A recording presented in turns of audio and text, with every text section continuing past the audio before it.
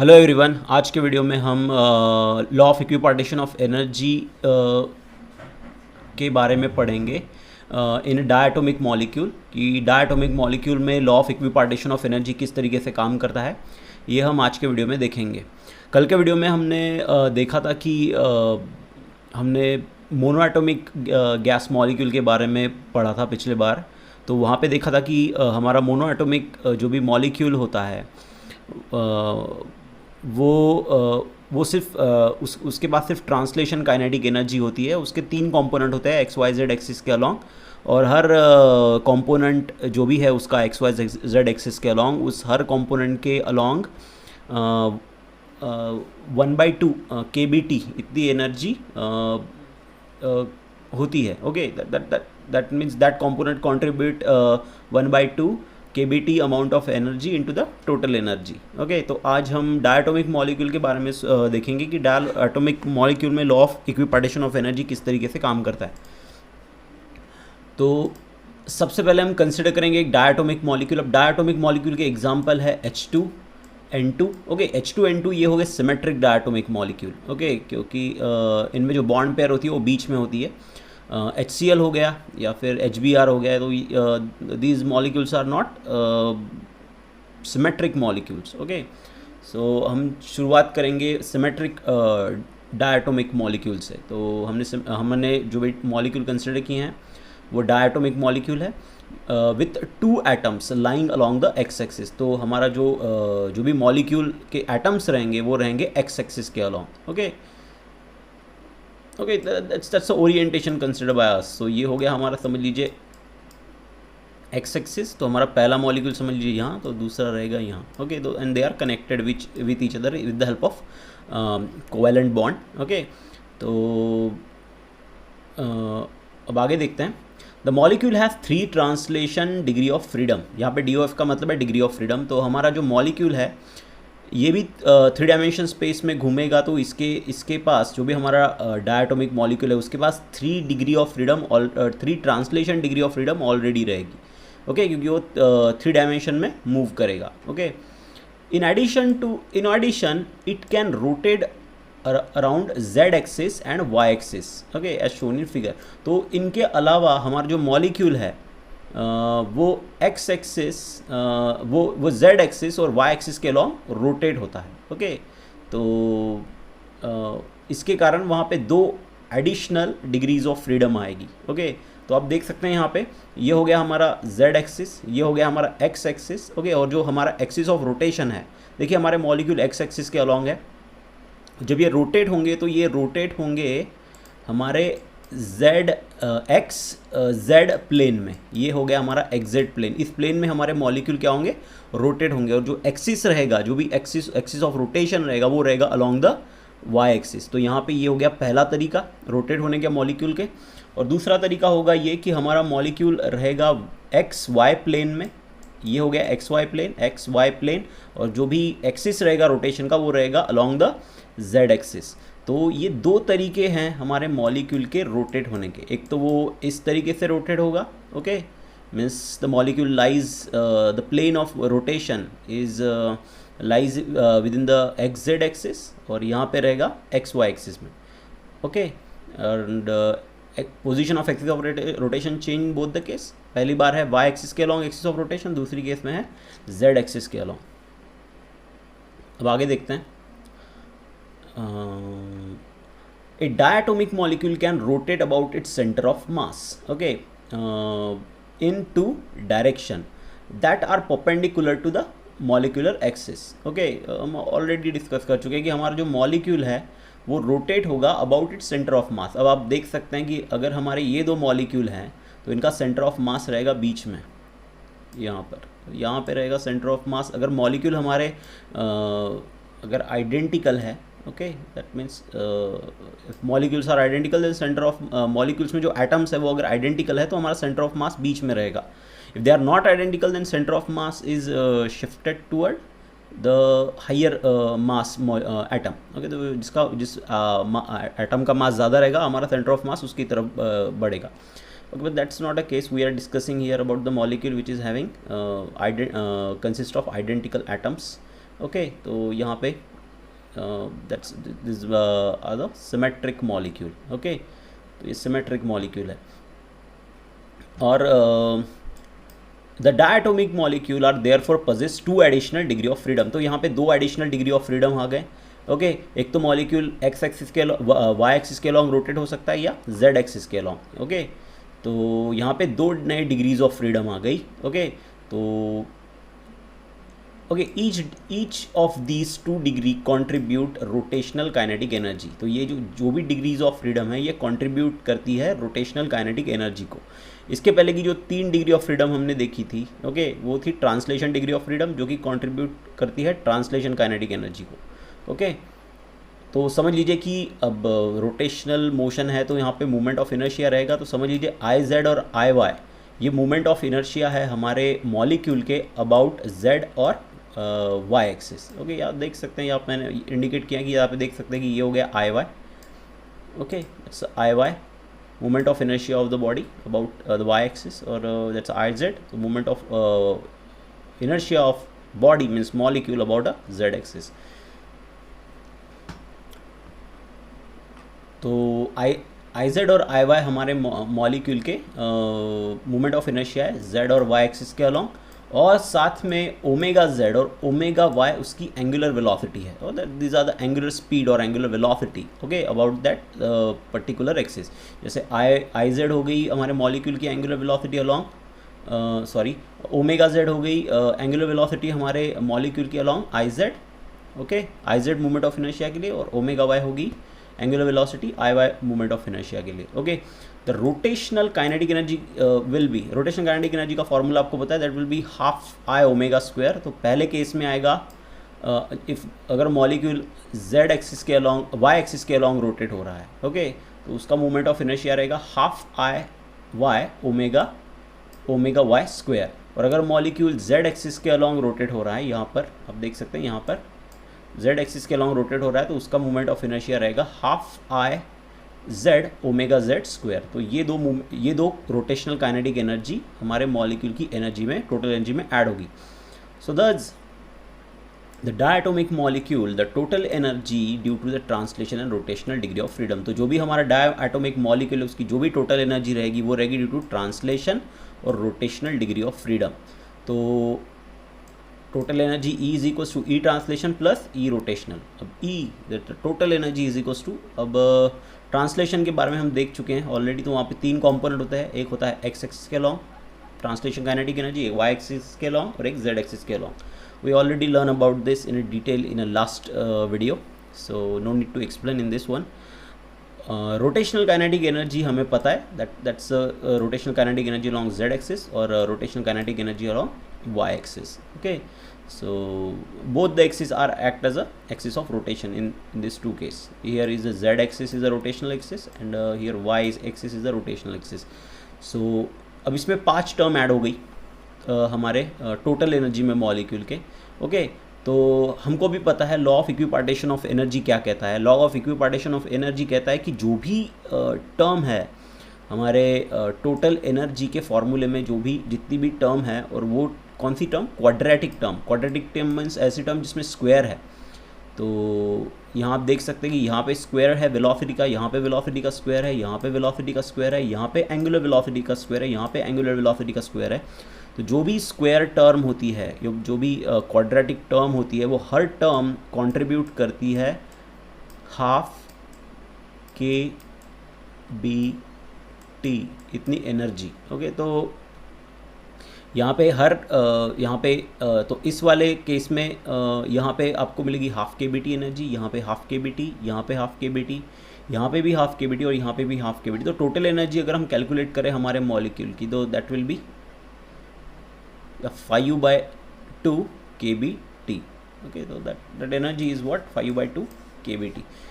So in this expression it contains 5 quadratic terms, so each of the term contribute half kBt to the total energy of diatomic molecule. Okay, so here diatomic molecule behaves like a rigid rotor. Okay, ये एक चीज़ आपको यहाँ पर ध्यान में रखनी है कि हमारा यहाँ पे जो डाई मॉलिक्यूल है वो रिजिड रोटर की तरह काम करता है. मैं ऑलरेडी आपको बता चुका हूँ. सिमेट्रिक मॉलिक्यूल और असिमेट्रिक मॉलिक्यूल के बारे में। तो दैट मॉलिक्यूल इज सिमेट्रिक, यहाँ पे दो एटम जो है वो सरीखे मास के हैं, तो that act like a rigid rotor. हाँ, यहाँ पे रिजिड रोटर से रिलेटेड एक और कंसेप्ट है कि यहाँ पे जो हमारे मॉलिक्यूल है वो सिर्फ जिनका इनके बीच का जो डिस्टेंस है वो कांस्टेंट है। तो मॉलिक्यूल के बीच का डिस्टेंस कांस्टेंट है, तो that molecule is act like a rigid. Okay, molecules में जो भी एटम्स है उनके बीच का डिस्टेंस अगर कांस्टेंट है तो that molecule act like a rigid molecule, that molecule is rotating, so that it's a rigid rotor. Okay, तो ये मॉलिक्यूल्स का जो भी डिस्टेंस है यहाँ से सेंटर ऑफ मास से या फिर इस एक्सिस ऑफ रोटेशन से वो हमेशा कांस्टेंट रहेगा। तो यहाँ पे हमने कंसिडर किया कि हमारे molecule as a rigid rotor काम करते हैं। Okay, so the total energy will be, okay, that's a 5/2 kBT for a diatomic molecule which is act like a rigid rotor. That's an important term over here. Okay, अब next देखते हैं हम। Okay, अब real case में molecule rigid rotor की तरह काम नहीं करता। सबसे पहली बात तो क्या होता है रियल केस में वो देखेंगे। In case of a real molecule containing covalent bond between the atoms, real case में क्या होता है कि जो हमारे मॉलिक्यूल्स होते हैं उनके बीच में कोवैलेंट बॉन्ड होता है। तो कोवैलेंट बॉन्ड होने के कारण ऐसा ज़रूरी नहीं कि कोवैलेंट बॉन्ड आपके मॉलिक्यूल्स में प्रेजेंट जो भी एटम है उनको एक कांस्टेंट डिस्टेंस या उनके बीच में एक कांस्टेंट डिस्टेंस मेंटेन रखे, ऐसा ज़रूरी नहीं है। मॉलिक्यूल की एनर्जी चेंज हुई तो कोवैलेंट बॉन्ड की एनर्जी चेंज होगी, कोवैलेंट बॉन्ड की एनर्जी चेंज हुई तो जो भी डिस्टेंस है एटम्स का मॉलिक्यूल के बीच का, that distance will be very, that distance will be change. Okay, वो डिस्टेंस चेंज हो जाएगा।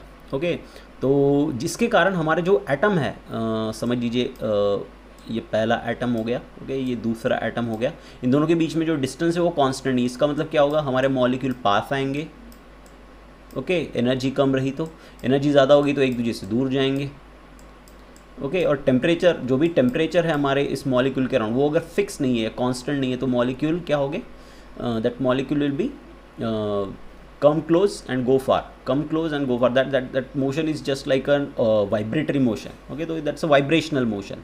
तो जो भी हमारे रियल मॉलिक्यूल्स होते हैं, ओके, उनमें कोवैलेंट बॉन्ड होता है जिसकी एनर्जी चेंज होती है with respect to temperature. Okay, तो वहाँ पे ये मॉलिक्यूल हमको वाइब्रेशनल मोशन दिखाते हैं। Okay, that atoms can perform vibrational motion. Okay, atom can perform vibrational motion of atom. आपको ये लिखने की ज़रूरत नहीं है यहाँ पे। तो atom can perform vibrational motion about their mean position, उनकी जो मीन पोजीशन होगी उसके अराउंड वो वाइब्रेशन मोशन परफॉर्म करते हैं। Just like a one dimensional harmonic oscillator, हम ऑलरेडी पढ़ चुके हैं वन डायमेंशनल हार्मोनिक ऑसिलेटर के बारे में। हमने एक मास कंसिडर किया था जिसमें यहाँ पे एक रिजिड, यहाँ पे एक सपोर्ट कंसिडर किया था हमने, यहाँ पे स्प्रिंग लिया था हमने। ओके, और एक मास लिया था m जिसको हमने ये स्प्रिंग अटैच किया था। तो इसकी जो मोशन थी वो थी एक एक्सिस के अलॉन्ग, इस मॉलिक्यूल की जो भी मोशन थी वो थी एक्स एक्सिस के अलॉन्ग। ओके, सॉरी, मॉलिक्यूल नहीं, ये जो मास था यहाँ पर इसकी मोशन थी एक्स एक्सिस के अलॉन्ग, इसी कारण इसे हमने वन डायमेंशन ऑसिलेटर कहा था। तो same our molecules are also oscillate along the और मॉलिक्यूल्स, जो हमारे मॉलिक्यूल्स है, this molecule are oscillate along the same axis, एक एक्सिस के अलॉन्ग ही वो क्या होते हैं, ऑसिलेट होते हैं। That's why we are saying that our molecules, sorry, जो भी एटम्स है हमारे मॉलिक्यूल के वो अलॉन्ग द वन एक्सिस, एक एक्सिस के अराउंड ही वो क्या होते हैं, एक एक्सिस के अलॉन्ग ही क्या होते हैं, वो ऑसिलेट होते हैं। तो ऑसिलेट होते हैं, इसी कारण हम कहते हैं वहाँ पे कि हमारे जो एटम्स है मॉलिक्यूल के वो they are act like a one dimensional harmonic oscillator. Okay, such a molecule therefore possess additional degree of freedom corresponding to the different mode of vibration. तो यहाँ पे क्या होता है, एक तो हमारे डायटोमिक मॉलिक्यूल के पास ट्रांसलेशन काइनेटिक एनर्जी है, उसके बाद रोटेशनल काइनेटिक एनर्जी है, अब उसके पास एक और एडिशनल डिग्री ऑफ फ्रीडम आ गई। ओके, जो रिलेटेड रहेगी वाइब्रेशनल मोशन से या फिर वाइब्रेशनल काइनेटिक एनर्जी और पोटेंशियल एनर्जी से, वो हम आगे देखेंगे अच्छे से इसी वीडियो में। तो वाइब्रेशनल मोशन एक और डिग्री ऑफ फ्रीडम को ऐड कर देती है हमारे मॉलिक्यूल के डिग्री ऑफ फ्रीडम में। Okay, total degree of freedom में। तो अब देखिए यहाँ पे आप देख सकते हैं कि ये हमारा एक्स एक्सिस है। That axis is a x axis, ये हो गया एक्स एक्सिस। ओके, तो ये हो गए हमारे डायटोमिक मॉलिक्यूल, ये हो गया फर्स्ट मॉलिक्यूल हमारा। Okay, let me change the colour, let's use a green one. ये हो गया पहला मॉलिक्यूल, ये हो गया हमारा दूसरा मॉलिक्यूल, दैट्स एक्स एक्सिस। तो हमारा जो मॉलिक्यूल है यहाँ पर, ये जो मॉलिक्यूल है वो यहाँ पे, इसकी मीन पोजीशन ये हुई, इस मॉलिक्यूल की मीन पोजीशन ये हो, तो इस एटम की मीन पोजीशन ये हुई और इस एटम की मीन पोजीशन ये हुई, तो दोनों एटम अपनी अपनी मीन पोजीशन के अलोंग क्या होंगे, ऑसिलेट होंगे, just like that.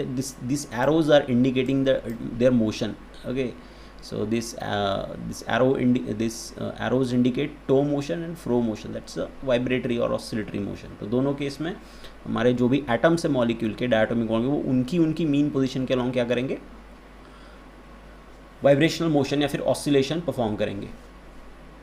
So diatomic molecule में आपको O2 भी दिखा सकता है, नाइट्रोजन भी दिखा सकता है, या CO that's a carbon monoxide, ये भी आपको इस तरीके के ऑसिलेशन दिखा सकता है। Okay, so it's all depend on the energy of the system. तो जो भी एनर्जी है, अगर if that energy is fluctuating, आपके जो सिस्टम की एनर्जी अगर फ्लक्चुएट हो रही है, तो ये चीज़ आपको देखने को मिलेगी। Okay, so okay, this motion add vibrational energy through total energy of the molecule. इसके कारण क्या होगा, ये जो मोशन है मॉलिक्यूल की, वाइब्रेशनल या ऑसिलेटरी मोशन, ये क्या करेगी, वाइब्रेशनल एनर्जी को ऐड करेगी हमारे in a total energy of a molecule. Okay, तो क्या आएगा फिर फॉर्मूला टोटल एनर्जी का, total energy is equals to, हमारे मॉलिक्यूल के पास ट्रांसलेशन एनर्जी है, हमारे मॉलिक्यूल के पास रोटेशनल एनर्जी है, हमारे मॉलिक्यूल के पास वाइब्रेशनल एनर्जी है, तो ये तीनों एनर्जी ऐड होकर हमारे मॉलिक्यूल की टोटल एनर्जी बनेगी। ओके, यहाँ पर देखते हैं आगे, the term E is a vibrational consist of two contribution, okay, one from the kinetic energy and another from the potential energy term। तो जो भी वाइब्रेशनल एनर्जी है हमारे मॉलिक्यूल की, यहाँ पर इसमें 2 टर्म होती है। ओके, तो पहली टर्म होती है काइनेटिक एनर्जी, दूसरी टर्म होती है पोटेंशियल एनर्जी। काइनेटिक एनर्जी का फॉर्मूला आपको पता है, दैट लीनियर, जो भी हमारी मॉलिक्यूल की जो भी मोशन है, that motion is a vibration के दरमियान के टाइम उसकी जो मोशन रहती है, that motion is a linear motion, to and fro motion. तो उसकी काइनेटिक एनर्जी का फॉर्मूला आएगा ½ यहाँ पे U है velocity of a vibration of atom of the molecule. तो V है यहाँ पे जो भी वेलोसिटी है हमारे एटम्स की, जो भी हमारे मॉलिक्यूल में वाइब्रेट हो रहे हैं उनकी वेलोसिटी। R है यहाँ पे, उसके बाद यहाँ पे R दिखेगा आपको, that R is nothing but ½ हम पोटेंशियल एनर्जी का फार्मूला देख चुके हैं इसके पहले। पोटेंशियल एनर्जी के फार्मूले में हमने देखा है कि जो भी पोटेंशियल एनर्जी का फार्मूला था ऑसिलेशन चैप्टर में, वो था ½ ओके, तो यहाँ K की जगह है R, तो R है यहाँ पर सेपरेशन बिटवीन 2 मॉलिक्यूल। ओके, तो मॉलिक्यूल के बीच का जो भी सेपरेशन है, okay, let me change the colour, let's use the pink one. Okay, तो ये हो गया मॉलिक्यूल पहला, ये हो गया दूसरा मॉलिक्यूल। इनके बीच का जो डिस्टेंस है यहाँ पर, उस डिस्टेंस को हमने यहाँ पे डिस्टेंस को हमने यहाँ पे R कंसिडर किया है। तो इन दो sorry not molecule, this are the atoms of a molecule.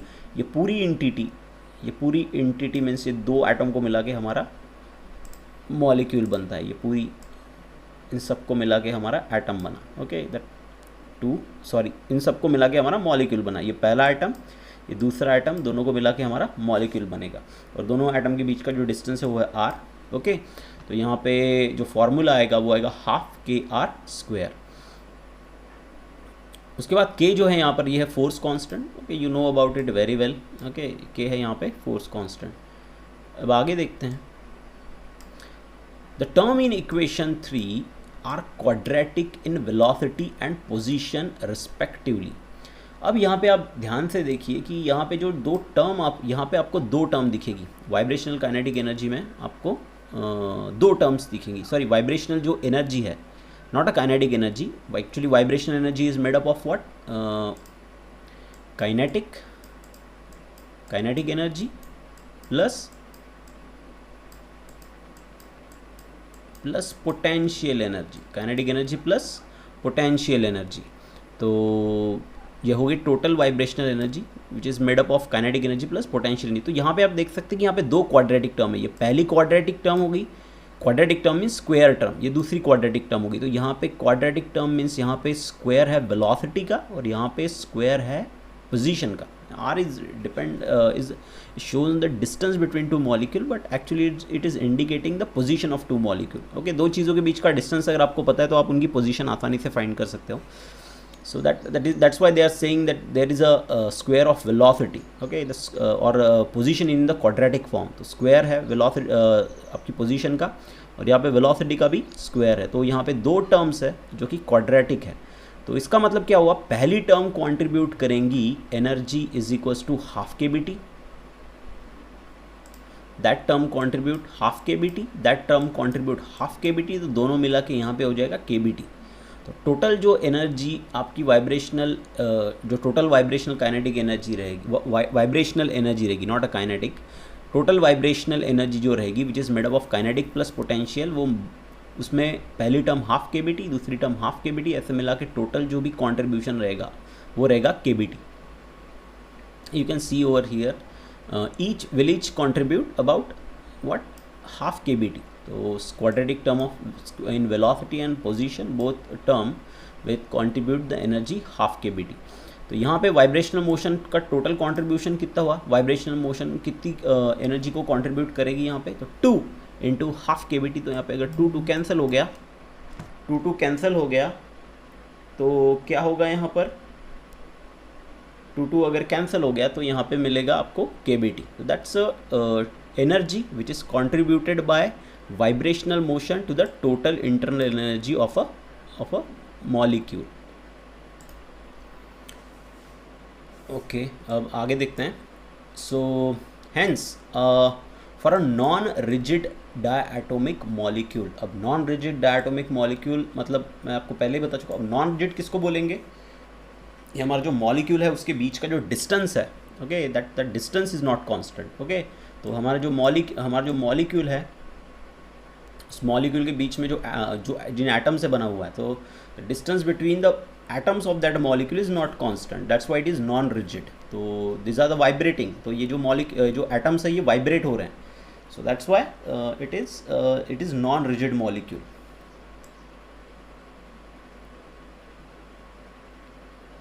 Okay, so यहाँ पे आप देख सकते हैं जो भी एनर्जी है, टोटल एनर्जी जो आएगी हमारे मॉलिक्यूल की, वो आएगी ट्रांसलेशन एनर्जी, रोटेशनल एनर्जी और वाइब्रेशनल एनर्जी।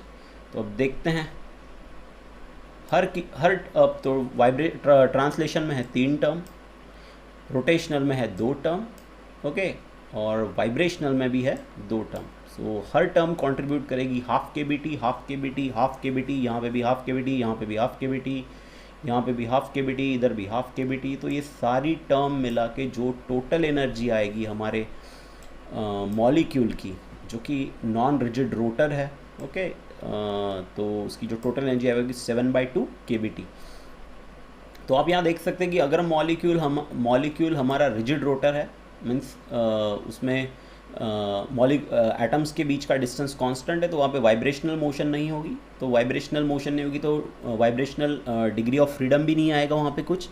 तो यहाँ पे जो एनर्जी रहेगी वो रहेगी 5/2 के बी टी। और जो भी हमारा नॉन रिजिड रोटर है वहाँ पे रहेगा, वहाँ पे वाइब्रेशनल मोशन रहेगी, तो वहाँ पे जो भी एनर्जी रहेगी वो 7/2 के बी टी। अब यहाँ पे डिग्री ऑफ फ्रीडम, जो टोटल डिग्री ऑफ फ्रीडम है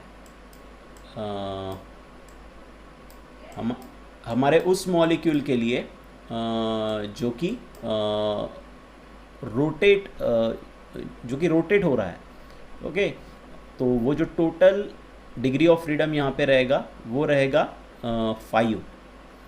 3 आएगा ट्रांसलेशन से और 2 आएगा यहाँ पे 2 आएगा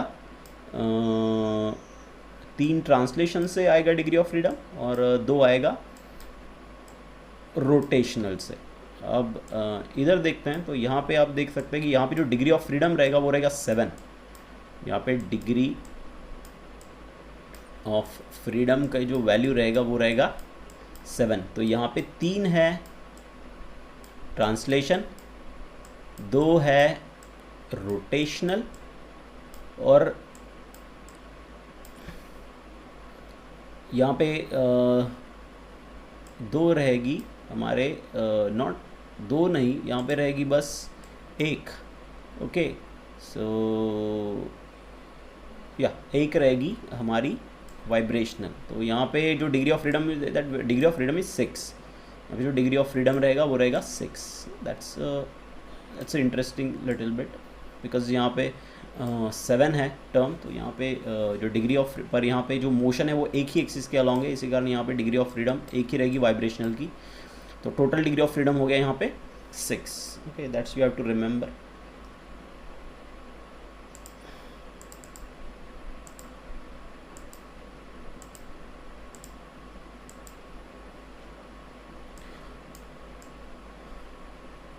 ओके, तो अब हम देखेंगे स्टेटमेंट हमारे। हम ऑलरेडी स्टेटमेंट देख चुके हैं इसका, law of equipartition of energy का। ओके, सो अब हम देखेंगे इसका स्टेटमेंट डायटोमिक मॉलिक्यूल पढ़ने के बाद। That statement is same. Okay, तो इस स्टेटमेंट में दिया हुआ है कि for a gas in a thermal equilibrium at temperature T, कोई भी गैस जो कि थर्मल इक्विलिब्रियम में है at temperature T, okay, the average energy per molecule associate with each quadratic term is 1/2 kBT। तो यहाँ पे जो भी एवरेज एनर्जी है, जो भी मॉलिक्यूल के साथ एसोसिएट है हर क्वाड्रेटिक टर्म के साथ, वो रहेगी 1/2 kBT। या फिर इसे आप इसे ही कह सकते हैं कि इस स्टेटमेंट को हम कुछ इस तरीके से भी बोल सकते हैं कि for a gas in a thermal equilibrium at temperature T, each and every quadratic term contribute 1/2 kBT of energy to the total energy of the molecule। इसे हम इस तरीके से बता सकते हैं कि जब हमारी गैस थर्मल इक्विलिब्रियम में है तो उस वक्त जो भी हमारी क्वाड्रेटिक टर्म है उस मॉलिक्यूल से एसोसिएट, वो 1/2 kBT इतनी एनर्जी कंट्रीब्यूट करती है मॉलिक्यूल की टोटल एनर्जी में, टोटल एवरेज एनर्जी में। ओके ओके, अब नेक्स्ट एक थोड़ी एक्स्ट्रा सी चीज़ यहाँ पे दी हुई है कि law of equipartition of energy is valid for high temperatures. कि वो law of equipartition of energy जो है वो हाई टेम्परेचर पे भी काम करता है। Okay, that valid, but it is not at extremely low temperature. बहुत लो जो टेम्परेचर होते हैं, जो कि माइनस में टेम्परेचर होते हैं, ओके, उन टेम्परेचर पर आपका law of equipartition of energy काम सही से नहीं करता। I am not saying completely काम नहीं करता, बट सही से काम नहीं करता, क्योंकि वहाँ पर हमें क्वांटम इफेक्ट्स देखने को मिलते। That quantum effect is important over there. So quantum effect means जैसे कि आपने यहाँ पे देखा कि दैट जो भी एनर्जी की जो भी एक हिस्सा देखा आपने एनर्जी का, जो कि है 1/2 kBT। ओके, ये एनर्जी, इतनी अमाउंट ऑफ एनर्जी आपकी हर क्वाड्रेटिक टर्म वहाँ पे कंट्रीब्यूट करती है। लेकिन क्वांटम लेवल पे हम एनर्जी को अलग तरीके से देखते हैं। Okay, that formula for the energy over there is E is equals to hν। Okay, तो हम इस हिस्से को जब हम dual nature of matter and radiation देखेंगे, तब हम क्वांटम इफेक्ट के बारे में अच्छे से पढ़ पाएंगे। तो फिलहाल अब बस इतना ही ध्यान रखिए कि यहाँ पे जो फिज़िक्स काम करती है इस लेवल पर, okay, at extremely low temperature, okay, वो फिज़िक्स अलग है। That physics, that part of physics is different than this physics. Okay, तो ये जो पार्ट है हम आगे चल के पढ़ेंगे। ओके, तो that's it for today.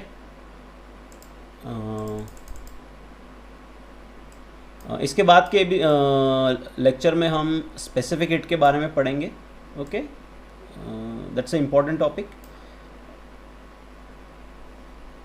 Thank you.